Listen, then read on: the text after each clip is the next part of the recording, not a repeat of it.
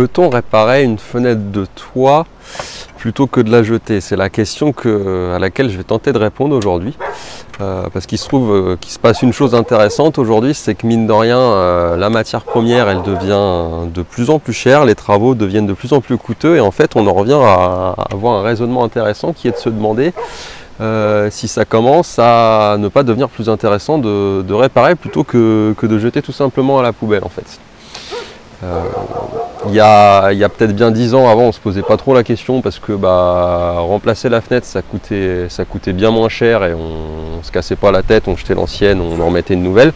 Mais aujourd'hui on revient à des logiques de consommation, on veut dire, qui sont plus modérées, donc en fait tout simplement comme ils faisaient les anciens avant quoi. Et donc je me suis dit que ce serait intéressant de montrer dans cette vidéo une alternative au remplacement d'une fenêtre de toit quand le budget ne s'y prête pas. Alors attention, ce que je vais montrer ici, c'est uniquement un titre de mesure conservatoire. En aucun cas, ça ne peut se substituer à un réel remplacement de fenêtre. D'accord ? Ça va vraiment juste permettre d'optimiser la durée de vie de la fenêtre, de vraiment essayer de l'emmener au maximum de où elle peut aller. Mais c'est pas... voilà. Faites très attention si vous êtes professionnel et que vous vendez ça chez les clients, soyez bien clair sur ce fait-là et n'allez pas leur vendre ça comme une formule magique, sinon vous allez être emmerdé. Voilà. Cette parenthèse étant faite, maintenant on va passer sur le vif du sujet et je vais montrer comment ça se passe. Mais avant de commencer, pour ceux qui me découvrent sur cette vidéo et qui souhaitent regarder des vidéos dans le but de progresser dans le métier qui est donc mon métier, celui de couvreur-zingueur, et je vous invite dès à présent à vous abonner à la chaîne car je publie chaque semaine une nouvelle vidéo sur le métier et ça peut vous permettre de découvrir et d'apprendre des choses. Et en plus de ça, j'ai fait un petit guide gratuit sur mon blog qui s'intitule la caisse à outils du zingueur, tout simplement. Donc pour ceux que ça intéresse, c'est une petite liste exhaustive avec la présentation des différents outils que j'ai dans ma caisse à outils pour bien faire mon travail et qui de plus vous sera utile si vous suivez les contenus que je partage, si vous voulez les appliquer. Alors ici on a la fenêtre de toit en question que j'ai besoin de réparer. Donc ça c'est une fenêtre de toit qui date à peu près des années 90 si je ne me trompe pas. Donc elle a 30 ans, bien 30 ans même. Et on voit qu'il y a déjà eu une tentative de réparation suite à des infiltrations. Donc là on voit du mastic tout simplement qui a été badigeonné par le dessus. Ça fonctionne temporairement. Le problème c'est que quand on fait ça en fait, le mastic vient à se désagréger avec le temps, avec les UV, et puis il n'est plus très efficace. Et le problème c'est que pour le gars qui vient faire, donc moi qui va réparer le mastic après, il me dérange un peu ce mastic. C'est-à-dire que je vais être un peu plus embêté pour faire ma réparation proprement. Donc là on voit qu'il y a des infiltrations de l'intérieur qui sont évidentes, voilà, donc on les voit ici. Donc là on voit qu'il est temps que j'intervienne parce que le bois a bien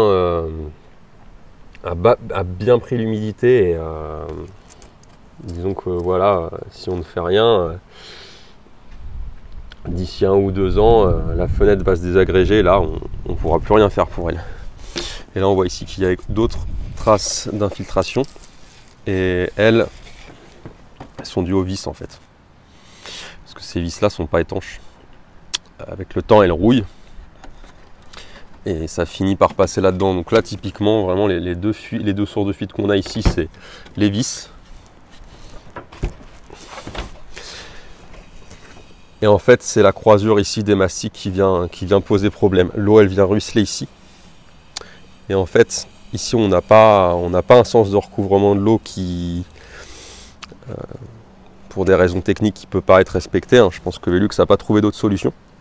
Et en fait, la goutte d'eau elle vient ici. Et après elle vient soit d'un côté, soit de l'autre, et ça crée des stagnations d'eau et ça use le mastic.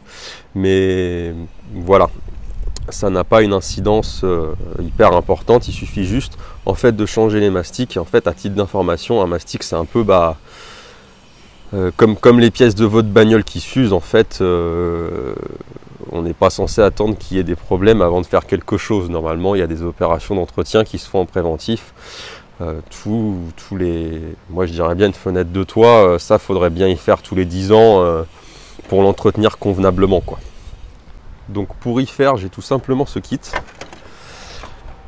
qui est commercialisé par Velux. Alors j'ai pas réussi à le trouver au détail, je pense que ça se vend, que ça peut savoir par le biais de Velux, mais j'ai plutôt trouvé un site spécialisé qui les vend, donc bon. Je vous mettrai le lien dans la description, histoire que ce soit simple si vous voulez vous le procurer. Et en fait, ça tout bêtement, c'est ce qui est vendu avec les... ça. Voilà, c'est un accessoire avec les vitrages. Et il permet en fait de changer les vitrages. Et au moment du changement du vitrage, il y a le remplacement justement des joints mastiques. Et au passage, j'en profite tant qu'à faire, vu que j'entretiens, en fait, j'ai pris le kit de maintenance, voilà, où il y a de la graisse, il y a des filtres, il y a de la bande pour la poignée, pour le clapet de la poignée, pour l'étanchéité à l'air. Ça mange pas de pain, en plus les deux sont vendus ensemble avec un prix intéressant, donc voilà, tant qu'à faire un déplacement, autant optimiser et maximiser le truc, quoi. Au niveau de l'outillage, ce qui est bien, c'est qu'on a besoin de quasiment rien, donc une visseuse, hein, tout bête. Un racloir, ça s'achète en magasin de bricolage, ça coûte même pas 10 balles. Une éponge, un chiffon sec, et il s'est barré avec le ventre tout à l'heure. Ça. De l'acétone pour nettoyer les traces de colle, parce que juste avec le chiffon, c'est un peu emmerdant. Et aussi, si j'ai ça. Oh là, attention, tu l'envers. Du chiffon pour nettoyer.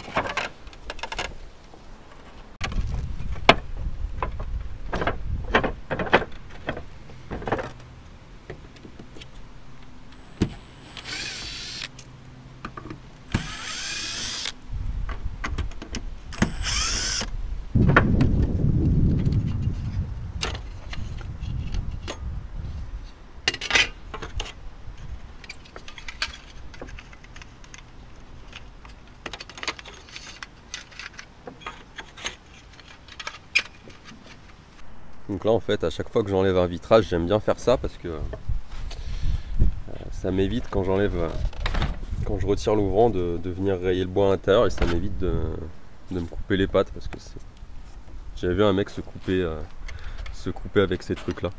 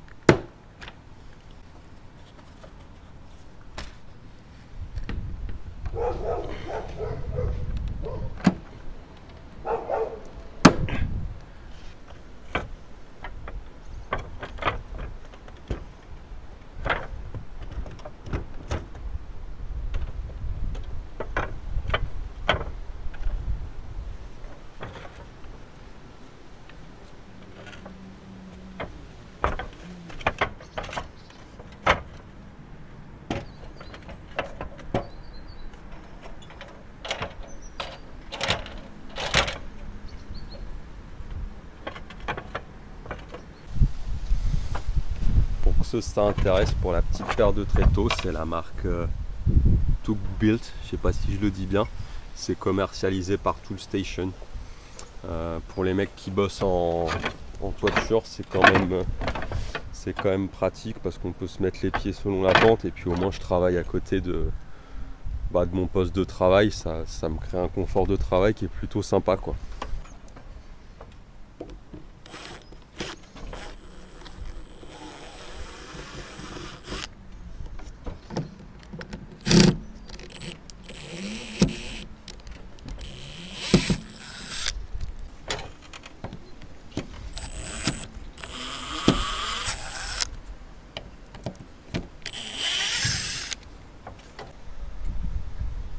quand vous faites ça, prenez bien le brand-embout. Donc là, c'est le PZ2. Si vous vous faites niquer sur la subtilité à prendre un PH2, ça va pas marcher, vous risquez d'être emmerdé parce qu'en fait, là, j'ai failli me faire niquer. Que l'embout est à moitié foiré. Bon, bah, quand il est foiré, après, pour y retirer avec le vitrage, bonjour la galère. Et la même nuit, je me demande si c'est pas trop tard.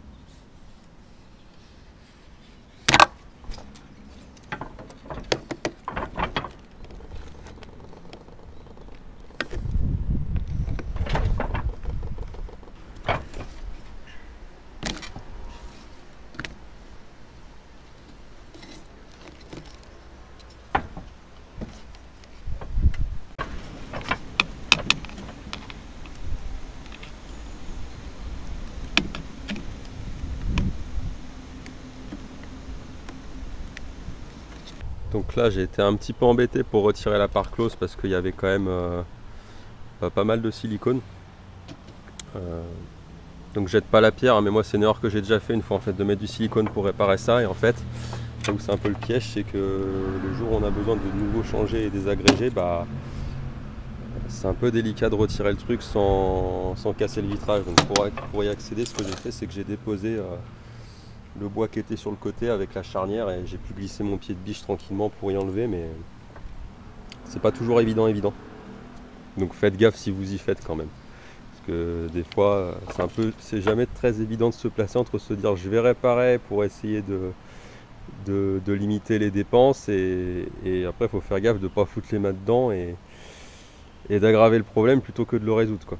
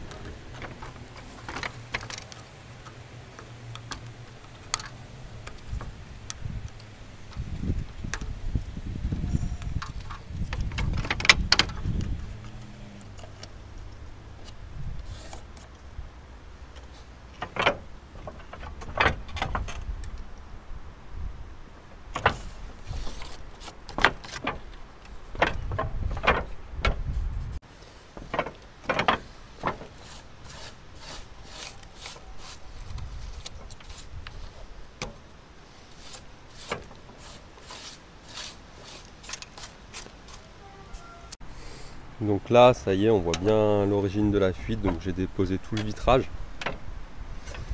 qui est juste là. Je l'ai bien gratté. Après, j'ai encore besoin de le nettoyer à l'acétone. Et là, on voit vraiment les traces de progression, de fuite en fait, hein, au niveau de l'ouvrant. Ici et là. Donc ce qui se passe, c'est que c'est toujours un peu délicat de survisser, mais ce qui est bien, c'est que Velux fournit des vis plus grandes pour aller chercher du bois dur en profondeur. Voilà, là c'est pareil, si je me remets comme ça, on voit que ici le bois est un peu faible, donc pour avoir un bon point d'accroche, ça repart avec une vis plus longue.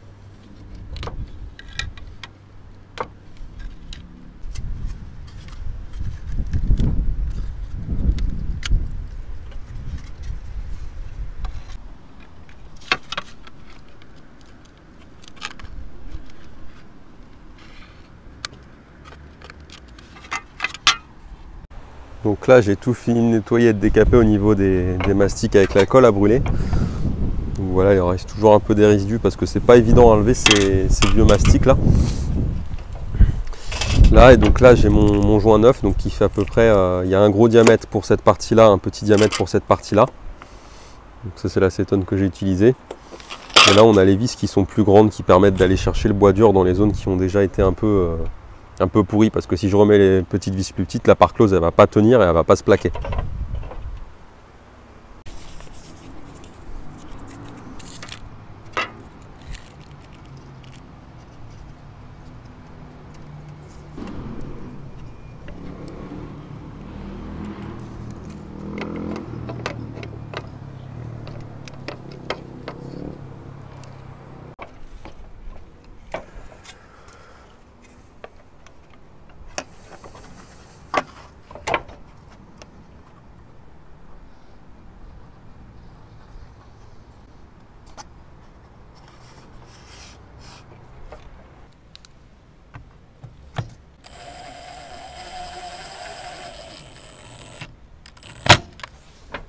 Une autre subtilité où il ne faut pas se faire avoir, c'est l'alcool à brûler, on a besoin de le passer là aussi.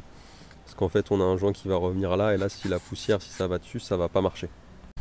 Et là, pour des raisons de simplicité d'exécution, je me suis le représenté, mais à l'envers, tourné, comme ça, je peux remettre bien mon joint, bien à plat sur ma gorge tout autour. Et après, j'ai des petites pastilles, tac, tac, tac, tac, tac, tac, sur toutes les vis, en fait, que je vais remettre. Parce que la vis elle est tout simplement pas tout à fait étanche, donc c'est la petite pastille pour ceux qui en ont déjà monté sur des volets roulants, et bah c'est le même principe. On met une petite pastille de mastic pour faire une étanchéité avec un joint au niveau de la vis.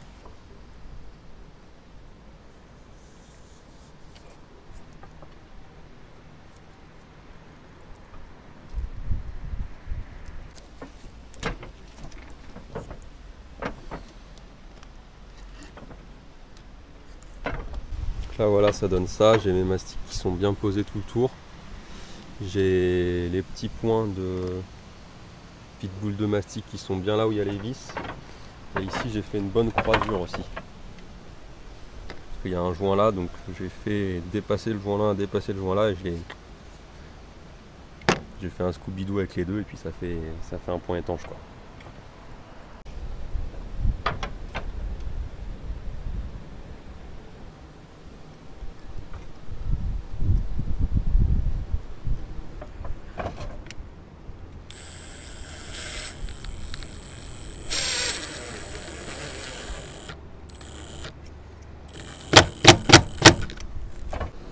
Donc là on voit bien, c'est le trou où j'avais le bois qui était tout pourri. Là j'ai cette vis qui est plus grande. Ce qui est bien en plus celle-là, c'est qu'ils ont un petit joint ici qui fait aussi l'étanchéité en complément. Et donc là on voit bien que, si je suis pas mauvais, on va pas entendre on voit que ça va chercher dans du dur. Après, là-dedans, donc là on voit qu'il y a toutes les vis qui sont nickel, elles sont neuves donc elles vont pas rouiller. Les grandes elles sont là sur les extrémités, et les petites, vu qu'il y a de la quincaillerie pour l'ouvrant, il y en a qui sont un peu moins longues sur l'arrière, mais en général sur l'arrière le bois est pas trop pourri parce que c'est pas là que l'eau elle vient se foutre quoi. Maintenant j'ai fini de mettre l'ouvrant, ça souffle un peu, donc je vais le remettre maintenant. Et puis je travaillerai sur l'entourage avec le vitrage posé. Pas trop envie qu'il se mette à flotter là. Je suis un peu tête en l'air avant de le remettre. J'ai cette partie là à graisser. Ça c'est la mousse de la bande à clapper qui sert à faire une étanchéité à l'air. En fait elle se désagrège avec le temps, donc elle est à changer pour que ce soit plus hermétique. Et là dessous là, c'est la main. Que c'est là-dessous, voilà, là-dessous au niveau du capot, voilà, ça c'est le filtre à air, on voit qu'il est plein de poussière, donc il étouffe, et en fait c'est pas forcément bon que ça étouffe parce que l'air il faut pas le bloquer, il faut qu'il puisse circuler quand même, mais ça je le ferai en déposant lui là.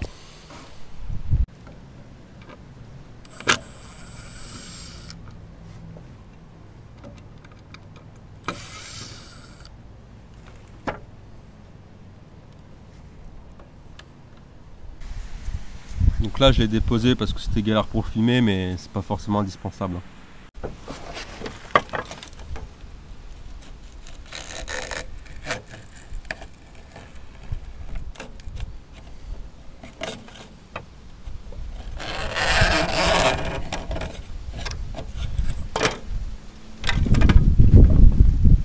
Et là après tout ce que je montre là, c'est ce qui concerne ce kit d'entretien là.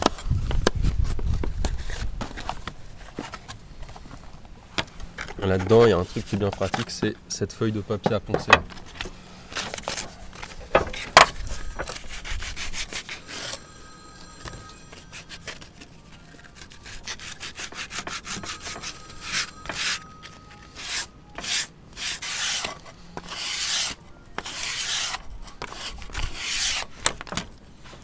La bande ici, elle a un petit pointillé qui se défait. En fait, la grosse largeur c'est pour les neuves, la petite c'est pour les anciennes fenêtres.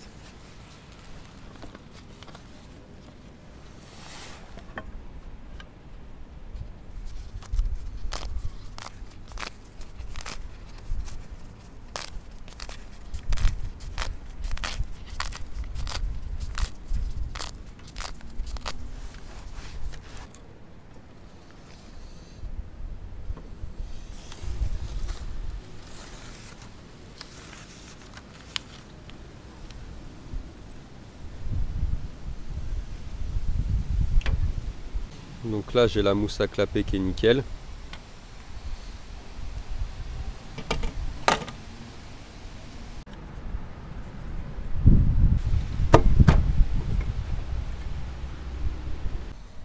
Et là, avant de renquiller la petite pastille là, pour la revisser dans la poignée, je vais graisser ces charnières là avec ce tube de graisse. Voilà, cette partie-là, elle est graissée. Donc on voit bien. Je suis quasiment bon. Il faut aller deux mains quand même pour tirer celui de chaque côté, mais on voit que ça, c'est quand même beaucoup mieux. Et ensuite, avant de le renquiller, je vais mettre la graisse dans celle-là. Comme ça, la charnière va bien rentrer dedans, la graisse, elle va bien aller tout le tour.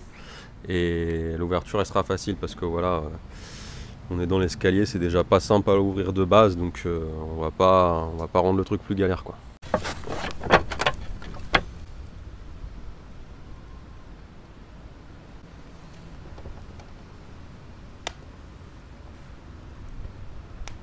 Pas besoin d'y aller comme un cochon, hein, ça suffit d'en mettre un petit peu.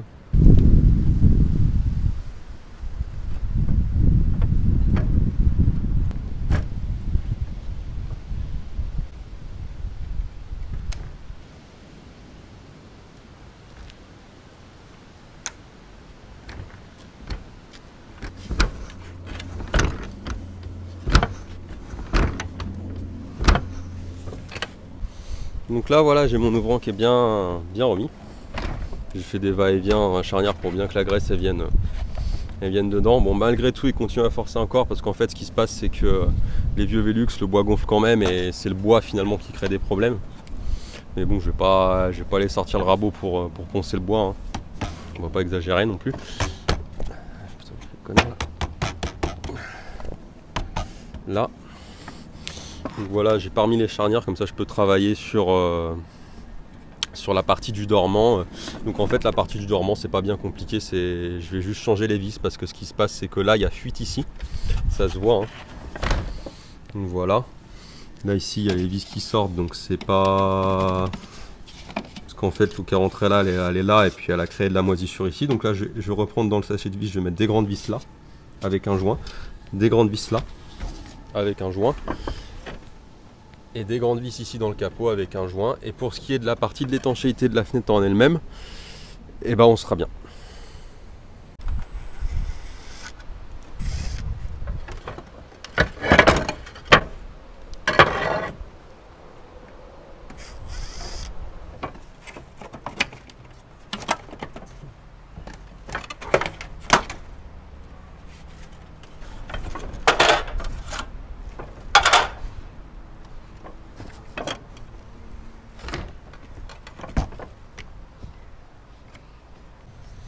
Donc là j'ai remis à nu les bois.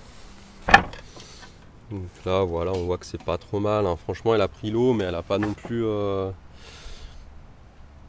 a agi à temps, quoi. Donc voilà, ça ressemble à ça en fait. On a des petites pastilles de mastic, là, des boules de mastic derrière, comme ça ils vont se renquiller là. Et ça fera un bon point d'étanchéité bien comprimé, mais pas trop non plus. Parce que j'ai déposé lui, bah, j'en profitais pour remettre le filtre à air que j'avais enlevé là. Lui, là quand j'ai retiré du dessous tout à l'heure, il était là-dedans. Donc bah, tant qu'à faire, vu que la pièce est déposée, plutôt que de m'embêter de le faire de l'intérieur, je vais le faire directement là. Donc c'est cette mousse là, et pareil en fait, elle a le petit... voilà. Donc ça, pour les grosses fenêtres. Enfin, nouvelle, ancienne.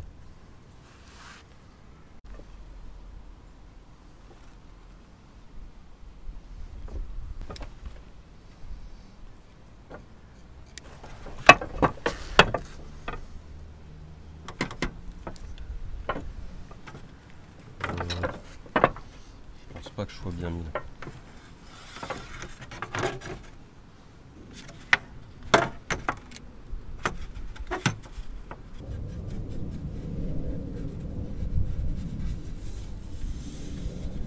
Voilà, donc en fait il y a une petite subtilité, ça vient s'enquiller dans le rail là et pas se mettre en boule en dessous, hein. Comme ça il fait bien son travail de filtre à air.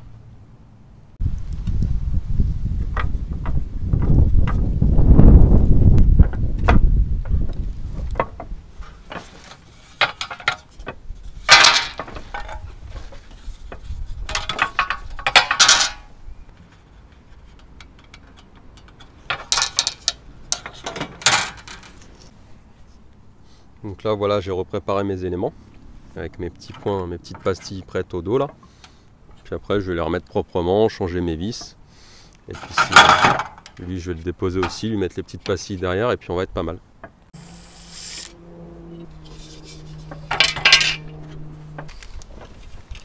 Et là je reprends le sachet de vis.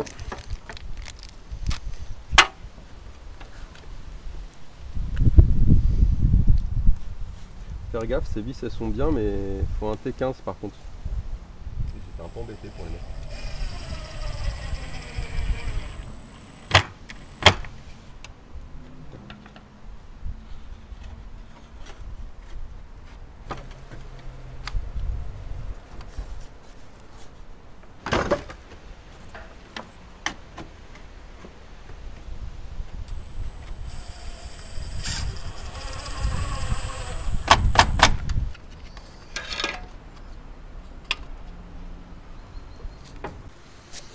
Voilà, bon bah c'est terminé, donc ça donne ça. Donc avec le vitrage ça fait un peu plus propre, les vis qui sont changées, alors sauf celle-ci, elles ne se retrouvent pas à la longueur qu'il faut. Donc on est obligé de remettre les anciennes, mais bon elles sont prises dans du plastique donc ça va. Et voilà, après il me reste simplement à passer un petit coup de nettoyage tout le tour dans l'entourage pour pas que les mousses viennent bloquer le passage de l'eau et créer des fuites. Et après on va être pas mal quoi.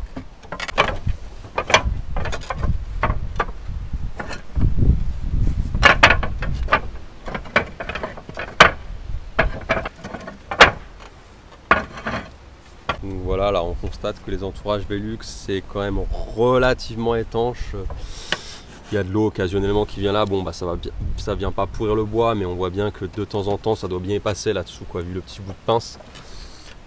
Mais bon là les hébergements c'est pas trop vraiment suivi cette vidéo, là on voit que ça s'engorge ici donc ça peut occasionner des fuites, donc là je vais simplement passer un coup de balai et si jamais les fuites persistent je viendrai à refaire le raccord en zinc, mais bon, on va essayer de pas trop partir non plus dans les frais.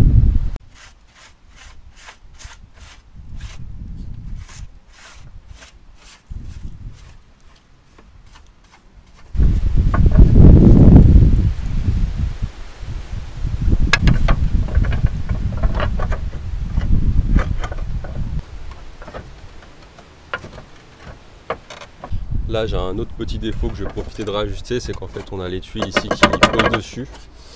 Donc c'est pas très bon de laisser poser sur la parce que ça peut user prématurément, et vu qu'il est vieux je vais remettre une chanlate en dessus pour bien y plaquer le dernier rang pour pas qu'il y ait de problème. D'ailleurs on voit là que ça s'est affaissé parce qu'elle a appuyé dessus quoi.